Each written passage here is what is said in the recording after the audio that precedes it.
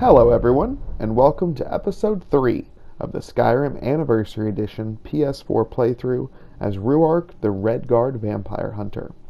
Last episode we returned the Golden Claw to Lucan and the Dragon Stone to Farengar. Shortly after, we defeated the dragon at the Whiterun Watchtower and were revealed to be the Dragonborn. On our way to High Hrothgar to answer to the Greybeards, we were attacked and diseased. Wandering lost through the blizzard, we ran into the Hall of the Vigilants, who cured our disease and asked us to find their missing Vigilant members.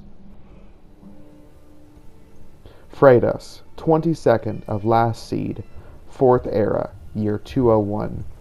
I awaken with renewed vigor. I once again feel that my decisions are my own, and that coming to Skyrim was my destiny. On my way to High Hrothgar to see about this Dragonborn business, I was waylaid by diseased animals, a Dark Brotherhood assassin, and an apparition.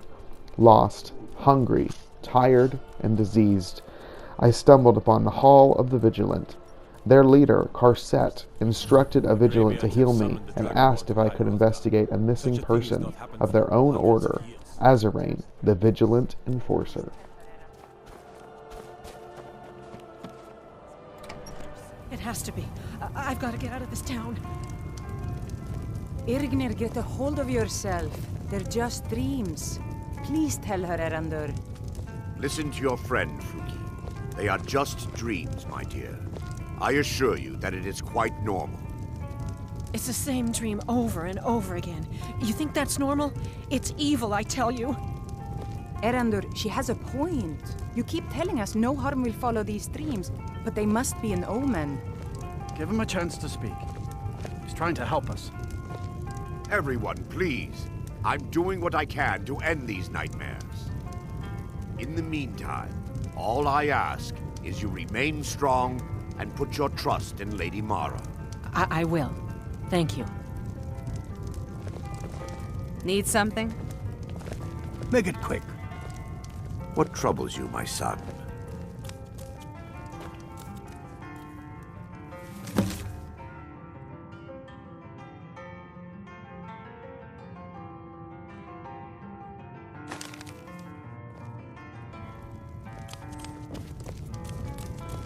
Need something? And what might you need? Father, do you want to talk? The entire town is being plagued by horrible nightmares. They're in serious danger, but I'm afraid there's little I can do about it. Entertaining the guests and drinking and making your lewd jokes like before. These dreams are manifestations created by the Daedric Lord, Vermina. She has an awful hunger for our memories. In return, she leaves behind nightmares, not unlike a cough marks a serious illness. I must end her terrible influence over these people before the damage becomes permanent. I need to return to the source of the problem, to Nightcaller Temple. Perhaps you'd be willing to assist me in that regard. I've already said too much. If anyone overhears what we're saying, it could start a panic. I would simply ask that you trust me and help me end Dawnstar's nightmares. Your concerns are understandable. Trust is a very difficult commodity to come by these days. I can only give you my word as a priest of Mara that my intentions are honorable. I understand. If you should change your mind, I'll be here.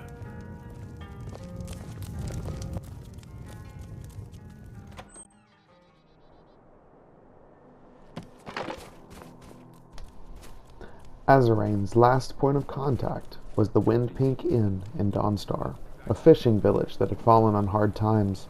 As I entered the inn, I heard a local priest talking with a few miners about nightmares. A Rander asked for my help in the matter, but I could not be distracted from my search. He is hiding something for sure, and as soon as Azarain was found, I would look more into his dealings. In the room Azarain was renting, I found a mysterious note instructing him to meet with an unnamed person at some ruins outside of town. That was my next step.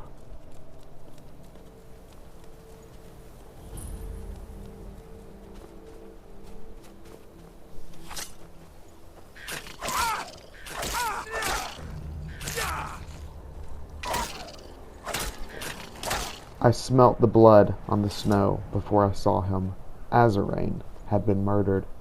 I found a journal he had used to keep extensive notes about the local townfolk, and it might have clues as to who murdered him. I took his armor.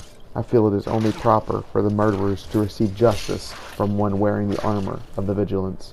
His notebook included 3 suspects: Vera, the elf, Harold, the miner, and Irene, the traveler. He also writes of a first victim, a man by the name of Fenric. I will avenge both Azarane and Fenric this night.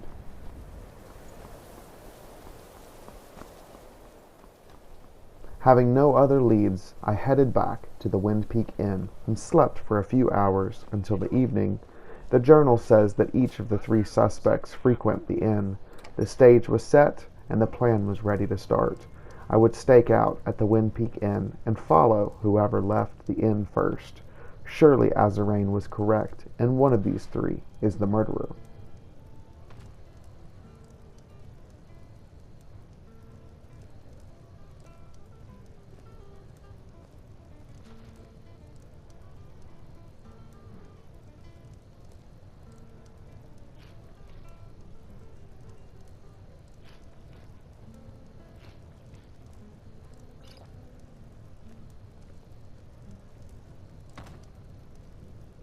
Irene was the first to leave. Azarane's notes on Irene say she seems to know more of alchemy than any proprietors of the pestle. The elven dagger used to kill Fenric was poisoned. She could be involved. Trailing is not a skill I am accustomed to, and walking through deep snow in a blizzard made it all the more challenging.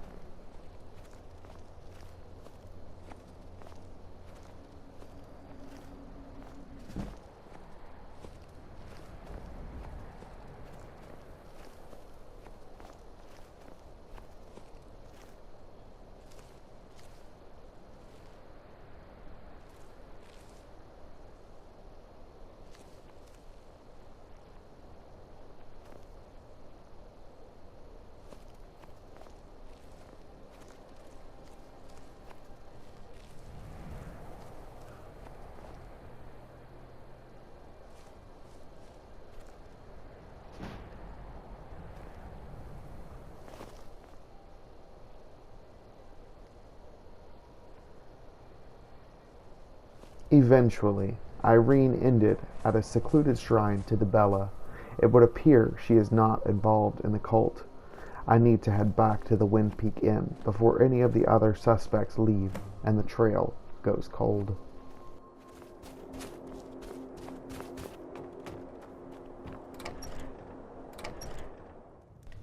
Back at the inn, to my relief, Vera was still here. Harold had left while I was gone, but I cannot dwell on where he might be. I waited for Vera to leave, trying to block my ears from the dreadful bard the inn had hired. After another few hours of waiting, Vera finally made his move and decided to leave out into the cold of the night.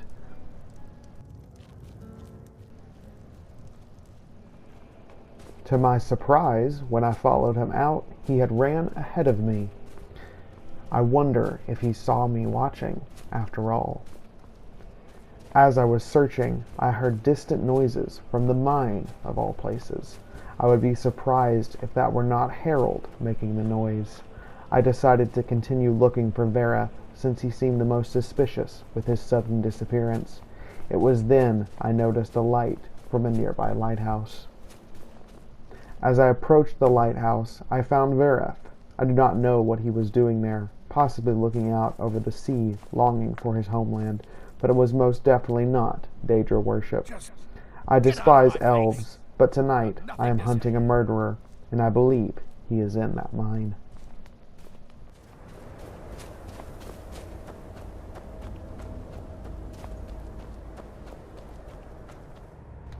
The mine was empty, save Harold.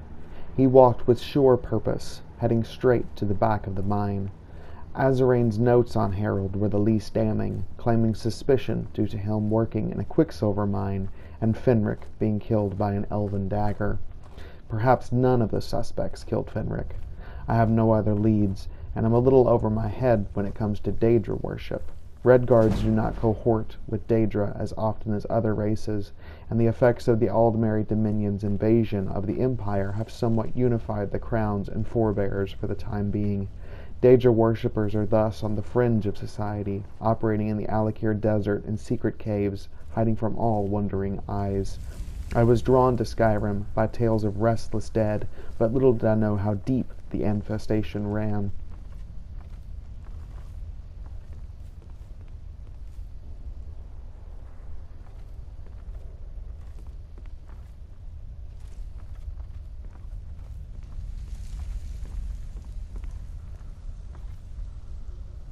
Harold's trail led to the back of the cave and to an apparent dead end. As I pulled out my torch for better light, I found a switch on an otherwise plain wall.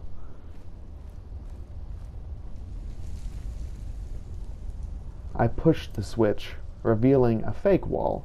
I stepped inside to a scene of horror.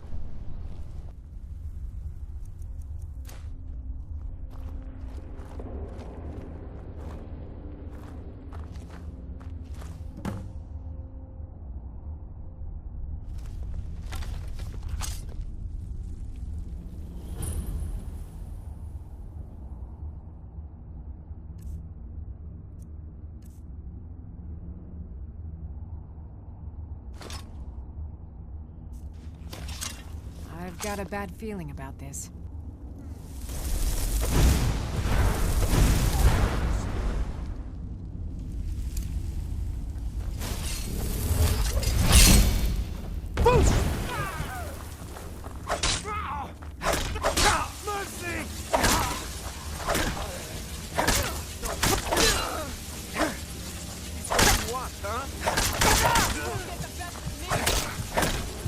Just a scratch.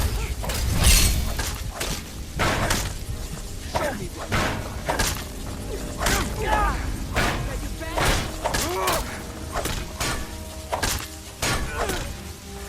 Victory's yours. I submit. Vampires. Tuwaka protect me and guide my arm. The most surprising sight, however, is to find that Fenric was not murdered, and that he was in fact a member of the Vigilance the whole time. It appears he was infected by vampirism and suffered a question of conscience.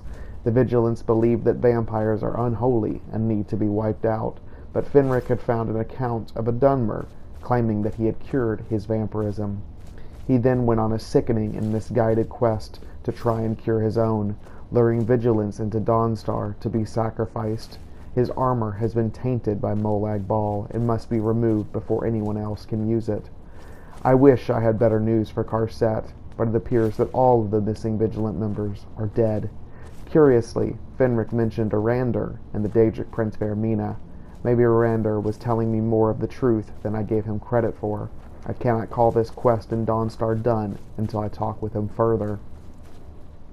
Among Fenric's effects was the book in which held the object of his madness and his salvation, Galler Rethari's papers.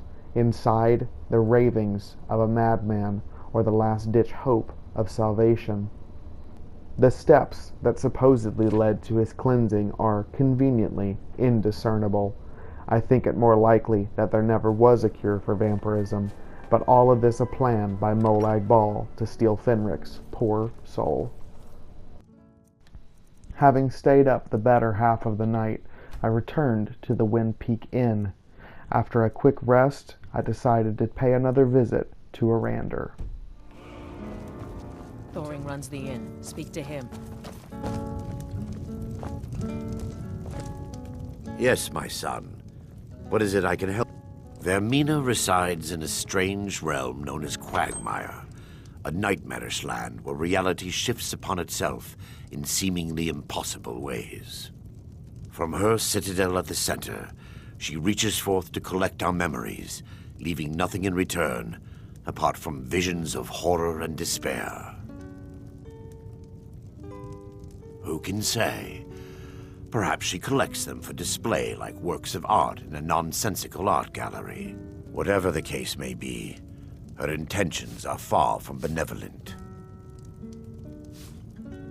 Mara be praised. Nightcaller Temple is only a short walk from Dawnstar. Come, we must hurry.